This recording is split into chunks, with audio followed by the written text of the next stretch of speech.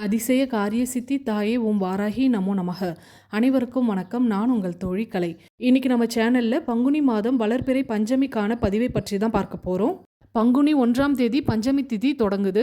அதாவது மார்ச் 14 வியாழக்கிழமை அன்று நள்ளிரவு 1:26 இருந்து இரவு 11:26 வரை பஞ்சமி திதி இருக்கு. வியாழக்கிழமை முழுவதுமே பஞ்சமி திதி இருக்கிறதுனால காலை மாலை எந்த நேரத்தில் வேணாலும் நீங்க வாராகி அன்னையை வழிபடலாம். பங்குனி மாதம் வளர்பிறை பஞ்சமி கூட்டு பிரார்த்தனைக்கு பெயர் தர விருப்பப்படுறவங்க உங்களுடைய பெயரையும் காரணத்தையும் கமெண்ட் செக்ஷன்ல தெரியப்படுத்துங்க. அப்படி இல்லைனாலும் மெயில் ஐடி டிஸ்கிரிப்ஷன் பாக்ஸ்ல இருக்கு, நீங்க மெயிலாவும் சென்ட் பண்ணலாம். உங்களுடைய பெயரையும் காரணத்தையும் தெளிவாக தெரியப்படுத்தினால் மட்டுமே உங்களுக்கான கூட்டு பிரார்த்தனை நடைபெறும். அதனால தவறாம உங்க பெயர்களை கொடுக்க ஆரம்பிங்க. வியாழக்கிழமை பஞ்சமி திதி வந்திருக்கிறதுனால இந்த பஞ்சமியை குபேர பஞ்சமி அப்படின்னு சொல்லுவாங்க. இந்த வளர்பிறை குபேர பஞ்சமி அன்று நாம் குறிப்பிட்ட ஒரு பரிகாரம் செய்யறதுனால குபேர சம்பத்து ஏற்படும். பொருளாதார ரீதியாக பிரச்சனைகளை சந்திச்சுட்டு இருக்கீங்க அப்படின்னா அது அத்தனையும் தீரும். எதிர்பாராத பணவரவுகள் ஏற்படும். தொழில் வியாபாரம் செய்யக்கூடியவங்க அதிகப்படியான லாபத்தை ஈட்ட முடியும். வேலையில் ப்ரொமோஷன் எதிர்பார்க்குறவங்க, அடுத்த லெவலுக்கு போகணும் அப்படின்னு நினைக்கிறவங்க கட்டாயம் இந்த பரிகாரத்தை முயற்சி செய்யுங்க. நிச்சயம் உங்களுடைய எதிர்பார்ப்புகள் நிறைவேறும். அதே மாதிரி வியாபாரம் தொழில் செய்யக்கூடியவங்க நிறைய ஆர்டர்ஸ் உங்கள் கைக்கு வர நீங்கள் கண்டிப்பாக இந்த பரிகாரத்தை முயற்சி செய்து பாருங்கள். நீங்கள் எதிர்பார்க்காத அளவுக்கு உங்களை தேடி ஆர்டர்ஸ் வர ஆரம்பிக்கும். அது மட்டும் இல்லாமல் அடமானத்தில் இருக்கக்கூடிய தங்க நகைகளை மீட்டவும் நீங்கள் இந்த பரிகாரத்தை முயற்சி செய்யலாம். உங்களுடைய பண ரீதியான பிரச்சனைகள் என்னென்னவோ அதெல்லாம் நினச்சி நீங்கள் தாராளமாக இந்த பரிகாரம் முயற்சி செய்யலாம். இப்போ இந்த பரிகாரம் எப்படி செய்யணும், இந்த பரிகாரத்துக்கு என்னென்ன பொருட்கள் தேவைப்படும், எந்த நேரத்தில் இந்த பரிகாரம் செய்தால் அதிகப்படியான பலன் கிடைக்கும், இதெல்லாமே நம்ம இந்த பதிவில் தொடர்ச்சியாக பார்க்க ஆரம்பிக்கலாம். பதிவுக்குள்ளே போகிறதுக்கு முன்னாடி நம்ம சப்ஸ்கிரைபரான தோழி அவங்க பூஜை அறையில் வாராகி அன்னைக்கு ஏற்றி வைத்த தீபத்தில் அன்னையினுடைய 2 கண்கள் தெரியறத நம்ம கூட ரொம்ப சந்தோஷமாக ஷேர் பண்ணியிருந்தாங்க. நம்ம சேனலில் மாசி அமாவாசைக்கு 5 எண்ணெய் கலந்து அரச மரத்தடியில் தீபம் ஏற்ற சொல்லியிருப்பேன். பரிகாரம் செய்ய தொடங்குறதுக்கு முன்னாடி பூஜை அறையிலையும் ஒரு தீபம் ஏற்றி வைக்கணும் அப்படின்னு அந்த பதிவில் தெரியப்படுத்தியிருப்பேன். அவங்க வாராகி அன்னை முன்னாடி 5 எண்ணெய் கலந்த தீபத்தை ஏற்றிருக்காங்க. அந்த தீபச்சுடரில் அன்னையினுடைய 2 கண்கள் ரொம்பவே தத்ரூபமாக தெரிஞ்சிருக்கு. பாருங்க, அன்னையினுடைய 2 கண்கள் எவ்வளோ அழகாக தெரியுது அப்படின்னு. உங்களுக்கும் இந்த தீபச்சுடரில் தெரியறது அன்னையினுடைய கண்கள் தான் அப்படின்னு தோணுச்சுன்னா ஒரு லைக் பண்ணிடுங்க. சரி, வாங்க இன்னைக்கான பதிவுக்குள்ளே போயிடலாம். பஞ்சமி திதி அன்று வாராகி அன்னையிடம் நாம் என்ன மனமுருகி கேட்டாலும் அது கண்டிப்பாக நடக்கும். உங்களுடைய பிரார்த்தனைகள் வேண்டுதல்கள் சீக்கிரமே நடக்க வளர்பிறை பஞ்சமி திதிகளில் வாராகி அன்னைக்கு மஞ்சள் அபிஷேகம் செய்யுங்க. மஞ்சள் தூளை கொஞ்சமாக தண்ணீரில் கலந்து அபிஷேகம் செய்யலாம். அப்படி இல்லைன்னா ஒரு கைப்பிடி மஞ்சள் தூளை எடுத்து அன்னை மேலே முழுவதுமாக தூவி விட்டுருங்க. உங்களுடைய வேண்டுதல்களை சொல்லி அன்னைக்கு தண்ணீராலேயோ அல்லது பன்னீராலேயோ அபிஷேகம் செய்யுங்க. அன்னைக்கு மஞ்சள் மாலையை கட்டாயம் சாற்றி விடணும். மற்றபடி உங்களுடைய வேண்டுதல்கள் நிறைவேற அன்னைக்கு வசம்பு மாலையோ அல்லது கிராம்பு மாலை, ஏலக்காய் மாலை, இந்த மாதிரி மாலைகளை நீங்கள் சாற்றி அன்னையை வழிபடுங்க.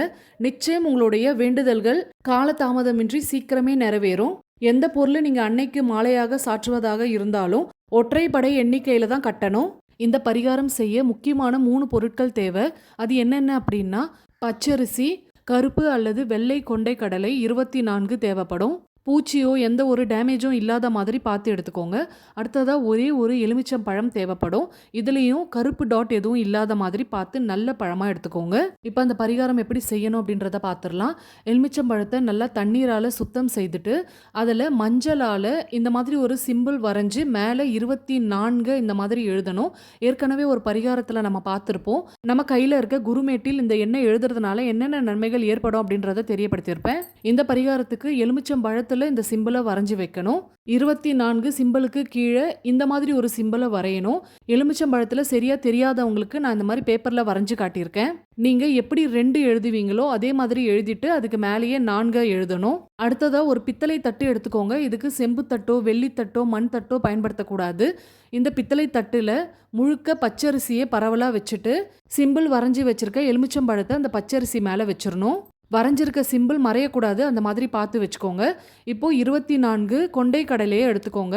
வெள்ளையோ அல்லது கருப்போ எதுவாக இருந்தாலும் பயன்படுத்தலாம். ஒவ்வொரு கொண்டை கடலையாக எடுத்து இப்போ நான் சொல்லக்கூடிய மந்திரத்தை சொல்லி இந்த எலுமிச்சம்பழத்துக்கு வெளியே வட்டமாக வச்சுட்டே வரணும். அந்த மந்திரம் என்ன அப்படின்னா வங் வங் வாராகி நங் நங் குருவே நமக.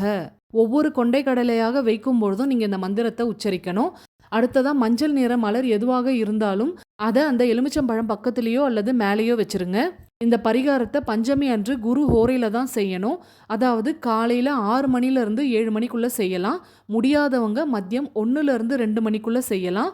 அதுவும் செய்ய முடியல அப்படின்னா இரவு 8 மணிலேருந்து 9 மணிக்குள்ள செஞ்சு முடிச்சிருங்க. ஏன்னா இந்த 3 1 மணி நேரம் தான் குரு ஹோரை இருக்கக்கூடிய நேரம். இந்த 3 நேரத்துல நீங்க எந்த நேரம் செய்யறதா இருந்தாலும் வாராகி அன்னை முன்னாடி ஒரே ஒரு தீபம் ஏற்றி வைங்க. நெய் தீபமோ அல்லது நல்லெண்ணெய் தீபமோ ஏற்றி வைக்கலாம். 24 முறை மந்திரத்தை உச்சரிச்ச பிறகு வாராகி அன்னையிடம் உங்களுடைய பணம் சார்ந்த பிரச்சனைகள்லாம் என்னென்ன இருக்கோ அதை அத்தனையும் சொல்லி முறையிட்டு கேளுங்க.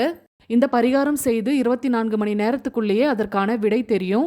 ரொம்பவே சக்தி வாய்ந்த இந்த பரிகாரம் செய்த உடனேயே பலன் தர ஆரம்பிக்கும். இந்த 24 மணி நேரத்துக்குள்ளேயே எதிர்பாராத பணவரவுகள் ஏற்பட வாய்ப்புகள் இருக்கு. அது மட்டும் இல்லாம நீங்க கேட்டிருக்க பணமோ அல்லது நீங்க கொடுத்த பணமோ ஏதாவது ஒரு ரூபத்துல உங்க கைக்கு வந்து சேரும். பஞ்சமி முழுக்க இந்த தட்டை வாராகி அன்னைக்கு முன்னாடியே வச்சிருங்க. இந்த பரிகாரம் செய்த 3வது நாள் அதாவது சனிக்கிழமை அன்று இந்த எலுமிச்சம்பழத்தையும் கொண்டை கடலைகளை எடுத்து ஒரு மஞ்சள் துணியில மூட்டை கட்டி நீர்நிலைகள்ல விட்டுறணும். உங்க வீட்டு பக்கத்துல கிணறு இருந்தா கூட அதுக்குள்ள போட்டுருங்க. யார் கண்ணுலயும் படாத மாதிரி இதை செய்யணும். கட்டாயம் கால் படாத இடத்துலயோ அல்லது கண்ணில் படுற மாதிரி எந்த இடத்துலயும் போட்டு வைக்காதீங்க. அப்படி செய்தா இந்த பரிகாரம் பலனை தராது. அதனால கொஞ்சம் தள்ளி இருந்தாலும் அந்த நீர்நிலைகள்லயே போடுறதுக்கு பாருங்க. முழு நம்பிக்கையோடு செய்யுங்க. நிச்சயம் இந்த பரிகாரம் பல மடங்கு பலனை தரும். உங்கள் அனைவரது வேண்டுதல்களும் நிறைவேற நானும் வாராகி அன்னையிடம் மனதார பிரார்த்தனை செய்துக்கிறேன். இந்த வளர்பிறை பஞ்சமிக்கான பதிவு உங்களுக்கு பயனுள்ளதாக இருந்திருக்கும் அப்படின்னு நம்புறேன். பயனுள்ளதாக இருந்திருந்தா ஒரு லைக் பண்ணிவிட்டு அப்படியே உங்கள் ஃப்ரெண்ட்ஸ் அண்ட் ஃபேமிலிக்கும் இந்த பதிவை ஷேர் பண்ணி விடுங்க. மறக்காமல் நம்ம சேனலை சப்ஸ்கிரைப் பண்ணிவிட்டு பக்கத்தில் இருக்க பெல் சிம்பிளையும் கிளிக் பண்ணிவிட்டு அதில் ஆல்னு கொடுங்க. அடுத்து ஒரு அற்புதமான பரிகாரத்துடன் உங்களை சந்திக்கிறேன். அதுவரை நன்றி, வணக்கம்.